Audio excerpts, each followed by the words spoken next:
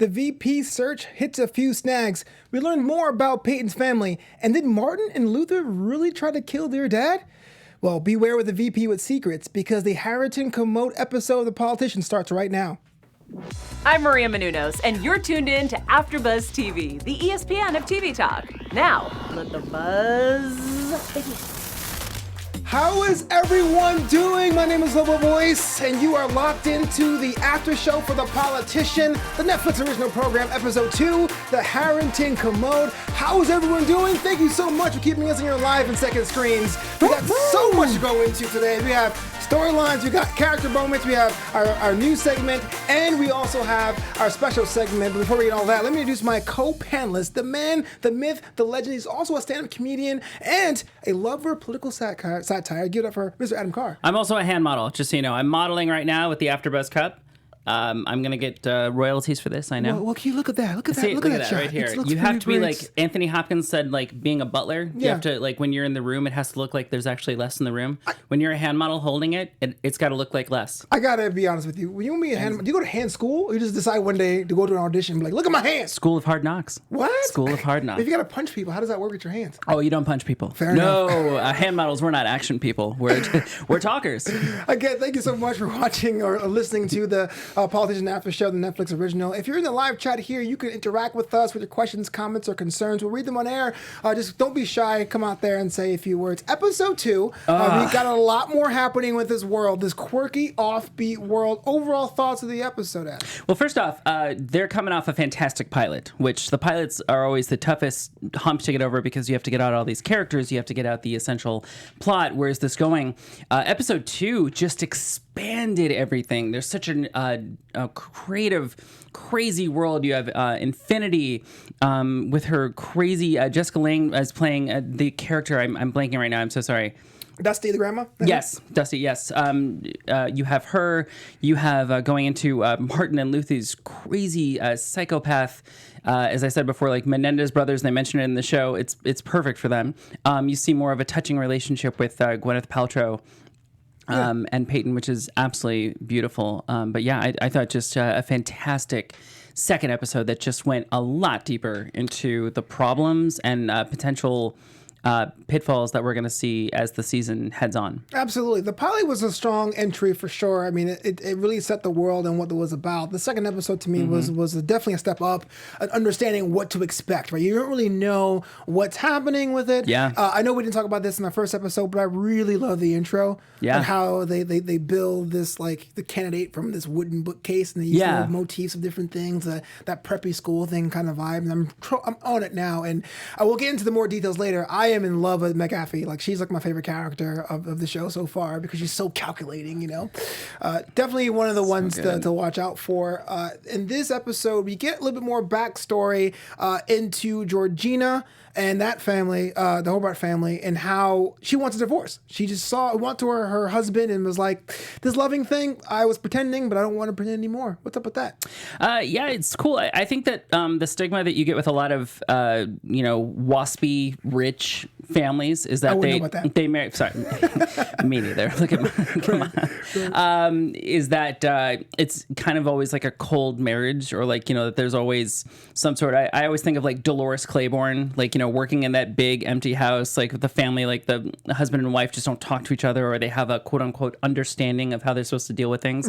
So it's cool with Georgina to see her kind of just admit everything. I feel like this episode, it showed you a lot of truth. Just the fact that, she came forward, she said, I'm not in love with you. I'm in love with another woman. I want to leave. And of course that whole scene is just hysterical the way it plays out.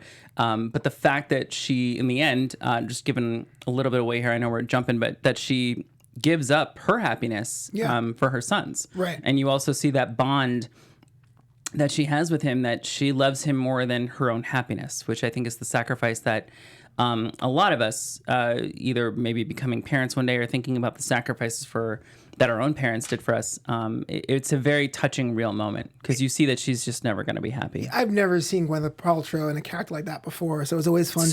Fun to be like, I'm just that way with people, make them crazy. Well, she does this. It's funny because her face, it's almost like stoic when she says the lines, but it's this old old style. I feel like it's old, like from the silent era where it's all in the eyes. Absolutely. And you see like it's a little bit like what Joaquin Phoenix does in the Joker film, where you could be smiling, but then you're crying at the same time. And it's for something very serious. Gwyneth Paltrow is absolutely amazing. I'm getting off topic here. Do you think she's underrated as an actress in the generation? No, I think we just miss her. We haven't seen her as much. She's been, she's created an empire. She's done wonderful things. Yeah. It's just wonderful to see, it's back to the days of Shakespeare in Love. I love Gwyneth Paltrow. Sliding Doors, come on. That is a classic. That is the one people don't mention a lot. It's nice too. Yeah, I feel like no matter what generation now, and the thing is too, she's aging like a vampire.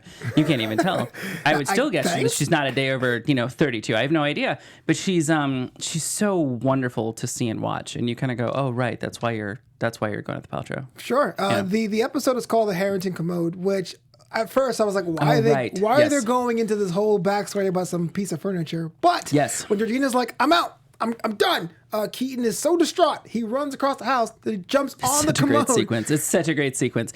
Keaton running is basically what I looked like running as a 10-year-old. That's when my dad said, if you want to get into musical theater, you're not going to break my heart. Bless my dad. Like if you're dumping your shorts, just walk like exactly. You're kind of running. There's no real balance. You kind of lead with your head. Yeah. Just like a barnyard animal. You're kind of just going for it. But yeah, absolutely hysterical. I'm nodding yes, like I know exactly what that means. Oh yeah, no, literally, I was the slowest white man alive, so I can. That guy's got some speed. You're the anti-Flash. Yeah, I'm the anti-Flash. That's what's up. I'm drag. That's what. That's my name. I love it. That's a science joke. So when he jumped off the building, did you think that the Keaton was dead? Do you think it was kind of like a done? Or it definitely had a feel like from Game of Thrones. What was it? Tomlin, what's the kid's name? That King. Joffrey? Not Joffrey. Joffrey was poisoned, but the next one, his little brother. Yeah. When he jumps out the window, I assumed he's dead. Okay. So it was even funnier that he's still alive. Right. And then even funnier with the twist coming later on in the end when you assume he's going to die.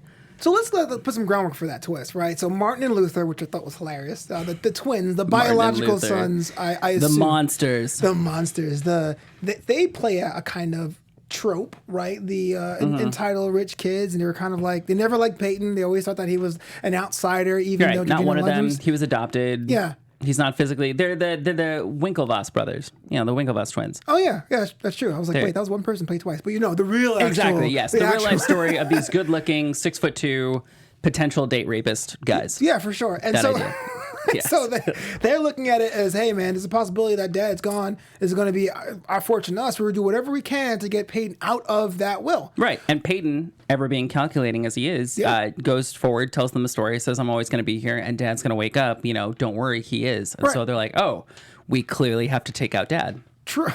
We clearly have to kill our dad. We talked about this before, just like a minute ago, but the coldness, right, kind of extends with the sons as well. You would think that there will at least be something different, but it seems that we're kind of like, well, logically, dad has to die for us to get our will. I think that's a coldness that can only come from being billionaires. I feel like there's a lack of humanity because you're not struggling every day. Yeah. Everything's kind of laid out for you. They're growing up in Wayne Manor.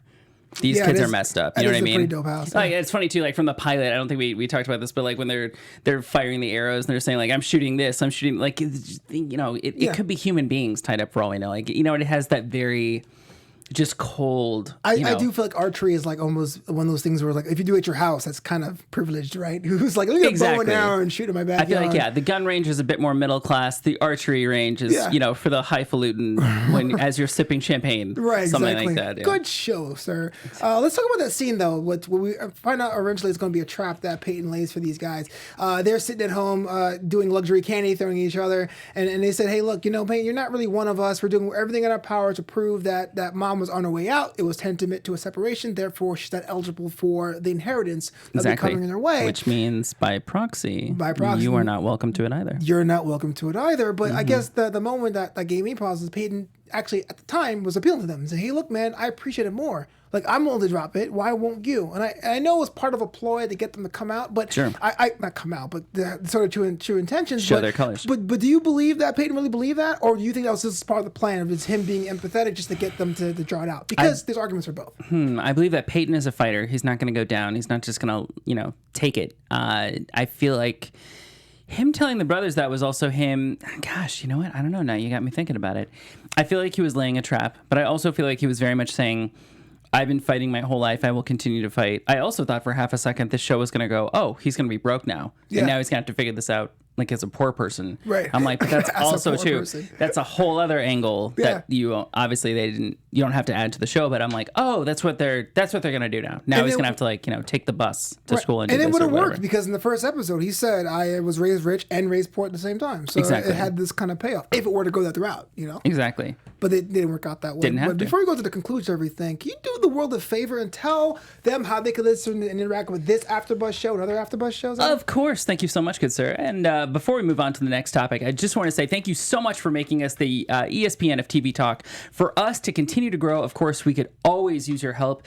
Please make sure to subscribe to us on YouTube, give us ratings on iTunes, leave us a comment. You talk to us, we talk back. We love talking to you guys.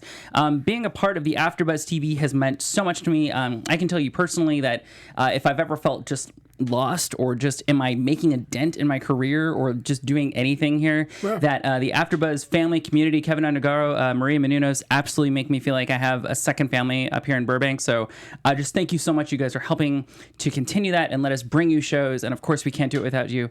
So thank you, of course, to all the support for everything that you guys do. Wow. And if you're actually listening to the show right now live on YouTube in the live chat, you can interact with us by answering your questions or supporting the show using the super chat function. It's a little S and a little rectangle. Click that button and say hello. So let's talk about the plan, right? So we all thought Keaton was dead, but he wasn't. He was in a medically induced coma. We weren't sure about his timetable until the very, very end. The idea is that Keaton had woken up and saw Peyton there reading books. They're reading books. Even though Keaton said himself that he didn't have time to read these books. He's just out there collecting them, making the most of these books. Yeah, he said he would read them one day. That was the genius thing. He's getting crates, like Indiana Jones style, old school crates of books, putting them up on the shelves, taking care of them, but not reading any of them. Yeah. And that now Peyton, his quote unquote son, was taking the time to read to him. Yeah. Do something it was again, a very touching moment where Peyton, I don't think Peyton knew that anybody was watching. I don't think it was about anything for election. That was simply him. That shows you too that it endears us to his character even more. Right. He cares. That his legacy has to survive. Yeah, so and it wasn't like, let me read some stories and try to get back into the inheritance. It was just like, let me read for this guy because no one else is here. Right. And that's why he matters. That is pretty dope. And having Keaton being like, oh man, you're really about it. My own family's in here. Let's work together and lay a trap. So that conversation that Peyton had with Martin and Luther was all set up. And they were like, we're going to have to off Dad. If Dad's gone, he doesn't recover, then the inheritance is ours. Right. And they literally went to the hospital to discuss smothering Pops. What? Yes, it had a very Don Jr. Eric Trump vibe to it. Oh wow! Plead the fifth. No, no kidding. But just like most soon-to-be imbecilic murderers, they discussed everything before they did it. Cartoon, yeah. And then kind of got into an argument and talked about, you can't talk down to me, and technically I'm your older brother by 40 seconds. I thought it was hysterical. And then we said, woke up and said, "Hello, boys." Like it was just, yeah. We don't really talk about this a lot with Ryan Murphy stuff, but can we argue that was kind of like the postmodern version of camp? Having this guy wake up and be like, ha-cha-cha. Yeah, because I thought he was going to die. I thought it was going to be the next thing. So I like too that I feel like the new generation of TV, which Ryan Murphy, Brad Falchuk, Ian Brennan are definitely pioneering and leading the way, is that whatever you think about where TV is going to go, it's going to completely do a 180 and go somewhere else. Absolutely. If you can see where it's going, then it feels like TV from the 90s. Yeah. It feels like something we've already seen. We can already guess. It's like anytime you see Morgan Freeman in a movie and he's playing the bad guy, I'm like, by the end, he's going to be the good guy. Or if he's the good guy, I know by the end, he's going to be the bad guy. It's something that you can always tell with like super famous people now in movies. I guess I couldn't tell. Do that formula. Go in. If there's a famous person in a movie, if they're a good guy, they're going to be a bad guy. And if they're a bad guy, they're going to be a good guy. Yeah. And with this show, I was like, oh, he's going to die. I'm like, oh, I can already kind of tell that. And then this is he's going to be poor. Right. And then I already started, endgaming in my head with this show and going, oh, it's going to go, did this for season 1? And then it didn't. And I was like, oh my gosh, I have no idea what the future holds. Right. So, and yeah. So Keaton wakes up and says, hey, look, here's the deal. I'm going to give all my inheritance to my wife and kid, Peyton. under one condition. And that condition is that Georgina has to stay with me. And that breakup scene, let's talk about that breakup scene. So we see Bridget in one random scene that they got at the dinner table. At the dinner table at the costume party, which is supposed to be a costume party, but it was very, very like a weird image of them dressed like the old like French Renaissance. Yeah, it felt like a scene out of The Favorite. Yeah. I thought maybe Olivia Colman's going to come walking. Yes, or Eyes Wide Shut. Just a bunch of white people start randomly having sex on the table. And so when Georgina has to break up with Bridget, it's like, I can't. And she's like, you ruined love for me. And Georgina's like, yeah. Don't kill yourself, bro. Don't kill yourself, yeah. It's like the last 4 people. What planet am I on? I feel like this is so awesome that you can just be all smooth with it, with this kind of tone in the show. That you can just go that forward and say, hey, look, you're not really essential. Let's just end your story in the butt. And it seemed authentic, no? It seemed very authentic, but I also think that's kind of the new age of television, or whatever you want to call it, that you can call it out, you say what it is, you move on, and then you get to the next thing. I feel like back then, it's like back then, like in the 90s, again, it's like they would have spent half a season going through the relationship and then finally ending it. And now they can just go, nope, we're done. We're done. Because that's how, I don't know, that's how cut and leave, like cut and dry, man. Paste and, I'm trying to think of something that I can't say right now, but like that. Basically, that's how fast and quickly our brains move on now. If you think of how fast we get information, I think the same thing applies to how we watch and how we take in shows or movies that we see. We take it in super fast, and if something changes, I think we almost kind of enjoy it a bit more because it keeps our attention occupied. Yeah. I actually never thought of it for that better way. or for worse. That's where we are. And almost in a full circle kind of moment, because Martin Luther written out the will, they do get a parting gift, and that is the actual Harrington Commode. Yes. With the caveat being, which Keaton said he had bought for almost $6 million, which was 3 times what it was worth. So it was this huge find for him, the thing that sold for the most money in an auction ever. And of course, then both Martin and Luther, the Winklevi twins, say, this sucks because now we have to pay the taxes on it. So now we're going to go into debt. That's a good impression. And Keaton, of course, smiling, says, I know. It's just such a great... Man, that's the worst. Less than zero? That sucks. Yeah, I mean, to me, this just shows you how much I need to learn more about finances, because I was like, oh, wow, they can just take that and sell it. Yeah. And they're like, oh, no, they got to pay taxes on it. And I was like, taxes? What do you mean, these taxes?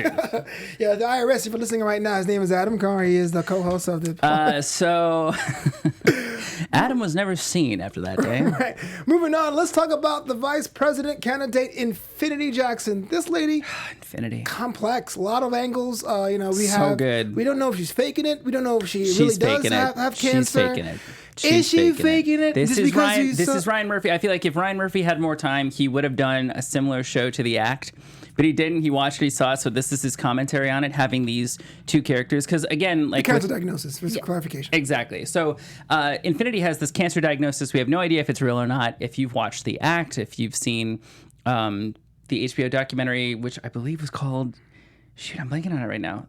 Similar. It was called The Act or something else. But the documentary that's based on the show that inspired The Act, you are to believe that it's fake, and that Infinity definitely knows that she's getting these free trips to Disney World, that she's getting all this extra stuff. And then, of course, you see Dusty's shaving her head. Right. Peyton sees it in the window when he's coming to bring her, a flower, and that kind of more confirms. And then, of course, they have a blood drive, which they use as a means to get blood from Infinity, because her lab technician, who seems to be BFFs with both Dusty and Infinity, is going on all these trips. Right. And again, as we learned from the show The Act, it is actually pretty easy to doctor medical records. It's funny, like my brother is a nurse, and he's just like, a lot of these doctors, they run on commission. Like it's in their best interest to keep you sick. But what about the theory that McAfee had that maybe the Infinity doesn't know that she is sick or not sick, and is being told that she's being sick, and that's why she acts that way?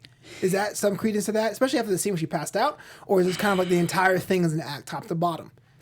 I believe the Rolls Royce scene, what's scarier is that at first it seems like Peyton's the guy who is the imposter. He's the guy who is saying, I need to do this, this, and this in order to be president. I'm going to pick the cancer girl to be my VP candidate because it's going to work. And then, at the end of the pilot, Andrew, the kid with cerebral palsy, goes, dude, she's faking it. She's clearly faking it. And then you're going throughout the whole episode, you're like, is she really faking it? Is she doing this? But then Andrew's unreliable too because of his feelings. Andrew's unreliable, but that doesn't, just because he's in love doesn't mean he's a liar. It just means I feel like he was caught masturbating to her, though. I feel like that puts him... Was he caught? That's what Dusty said. That's what Dusty said. Who knows who's being right? When it comes to crazy old white women, we just don't know. And I'm willing to just take her words as words. Yeah, for sure. It's one of those things that I like the mystery of it. Is it true? Is it not? It's going back and forth. If Vinny has a boyfriend, I guess. Oh gosh, yes, she does. The guy who seemed just like the amazing actor who played the boyfriend in The Act. I'm blanking on it. This guy was such a sociopath. That he climbs into the window and just says, like, I need to have sex with you right now. She's like, well, we're having dinner. It's like, it won't take that long. Like, again, it's just modern romance much. Now. And yeah, she says, you can feel my breasts over my shirt. Yeah. And then, of course, 3 minutes. yeah. And then he does. She counts down, and then she's counting as he's doing it, looking up at the sky. Clearly they're in love. You can cut that sexual tension with a fake knife. A fake knife. Exactly. Ones. So they decided to have that blood drive, like you were saying. James have his reservations about having the blood drive to get Infinity's blood to make sure that if she has cancer or not. James is the other person on Peyton's cabinet or campaign team. McAfee and James kind of don't see eye to eye. There's that whole debate between plausible deniability for Peyton, that he didn't know that she was faking it, versus finding out the truth. They ultimately decided to have the blood drive. Was it the right choice? I believe it was the right choice, because for a character like Peyton, they're never going to be able to sit back and just trust somebody else's word. They're going to have to know for themselves. The thing about Peyton is he's so calculating, he's so cold and smart with what he has to do. He is not going to let a variable out there that he doesn't know. And that's the mark of any good politician. You have to know the answer. You can't say, maybe it'll happen. Maybe this person will. They're doing everything that they say that they're doing. No, you have to know. I ultimately agree with you, but just for the viewer at home. Oh, the sake of the viewer? The sake of the viewer. Why don't you just like drop her and get someone else? Don't even answer the blood drive. It would be a lot cheaper in high school to find someone else who is... No, I think if modern politics has taught us anything, is that you can get caught in a lie and then you can immediately spin it back and go, well, thank goodness I was willing to lie. Do you see what I'm willing to do for you? Yeah. I was able to lie about cancer. Now imagine what else I can do for you. You can spin anything now. I feel like it doesn't matter. Scary times. I would even think it'd be better if she got caught. You think so? I don't know if I don't think we're doing predictions here at the end, but I believe it will come out that Infinity is faking it, that she doesn't have cancer, and they will think it's going to be this stunning defeat. Yeah. And it won't. It's actually, the numbers are going to go higher, because then they're going to go, oh, wow, look at everything she was able to accomplish. Look at what she believed. All right. And there's going to be a way to spin it. The old Kylie Jenner gambit. Because, it doesn't... Just because you get caught lying doesn't mean anything bad. It just meant that you were caught in a lie. That is the worst lesson to tell some kids growing up. Well, it doesn't matter if you lie, kids. But, however, I would say it's most important for you to be truthful and honest to yourself. You have to be able to look in the mirror at the end of the night and be truthful, and you have to be happy with yourself. Yeah. Other people have to figure it out. Wow. That's dark. I don't think it's dark. I just think it's more realistic. You can't worry about the souls of other people. I mean, maybe you can. You're not a therapist, are you? No, you know what? I don't. You're not a doctor, are you? Sorry, where'd we go? Let's get back. Perhaps ironically, now it's time for Adam to tell us the most touching moment of the episode. After him saying, I don't like about people and their souls. Go ahead, man. So anyway, where was I? Oh, right. I volunteer with children. So before I touched on the most touching episode of the pilot, and now I'd like to get into the second one, which to me, the bond between mother and son is something sacred. And I believe that there's something beautiful about moms. The way that Gwyneth Paltrow is playing Georgina in this, she gives up her love, right? She gives up her love and sees Peyton there at the horse stables. And she says, I'm basically doing this for you. And they kind of have this moment, and he says, if you want to run off with her, I'll still support you. You know that he would. And I believed him when he said that. Really? You did? I did. That he would figure it out. It could be just a really funny Ryan Murphy moment. And he's like, that's just something you say. Like, it could just it does sound like something you would say. However, I really believed him when he said it. Don't know why. But then Gwyneth Paltrow, of course, too, has a great line when she hugs him. And she says, your ambition frightens me. Which I feel like will be the theme of the show at the end. Right. It will be something, the prediction I would make for that, because she gave such a huge, she gave everything so that he could pursue his dream. I believe in the end, when he does become student body president, however you want to call it, he'll probably destroy that relationship with his mom, because she just went out of her way to ensure that he could fulfill his dream. So the irony would have to be that he would destroy her to fulfill it. So hold on. If someone told you your ambition frightens them, you'd be like, oh, that's cute. You really feel that way? I don't think you feel like, oh, that's cute, but I think it should frighten in a little bit. I don't know. The ambition, the fact that he's willing to get it done. Right. I think we have so many apathetic people nowadays that to see people proactive and engaged in their audience or what they have to do. Yeah. I don't know. It's her words, but it's also the context. I feel like she's like, you're a little scary, but she's also like, you're my son, and there's nothing that I wouldn't do for you. I mean, Martin and Luther, she said, I breastfed you one breast each, and I had a detail I didn't want to picture. Exactly. There was no connection. It didn't matter. I know I was a bad mother, but with him, I feel like she's at least trying, or at least will rectify anything wrong that she's done. So it's a beautiful relationship, but I feel like it has to be a relationship that eventually will get crushed. I am so surprised that your most touching moment had nothing to do with Keaton. This guy picked the thing because he had hay fever, working with books all his life. He's like, I know that you didn't like me, right? And then she still cheats on him. He's like, that's fine, but not her. And he has to blackmail his wife to come back to the house. And you're like, yeah, whatever. The stable scene is the most touching moment. That wasn't a touching scene. That was just manipulation. That was just rich people saying, oh, by the way, we're going to get back to life now. And you're going to be kind of miserable, but you're going to put on a happy face. And I have the means for you to enjoy yourself. Come on. It's 2 episodes in, we're so cynical. Throw in a bottle of bourbon a night and you've got yourself a marriage. Moving on. It's now time for our news segment. AfterBuzz TV News. Adam, tell me something informative and fun. Okay, this comes to you from OprahMag.com by the lovely Jonathan Borge. Season 2 is already announced for 2020 for The Politician, of course. This is the first Netflix production with Ryan Murphy as part of his $300 million, that is correct, you heard that correctly, $300 million Netflix deal. The show, of course, was created with 5 seasons in mind. They're already saying that the show has so many possibilities for season 2, but that basically within a couple days, they already were talking about 2 seasons, but basically said, we'll give you all 5. Like, this show is spreading out. It has legs.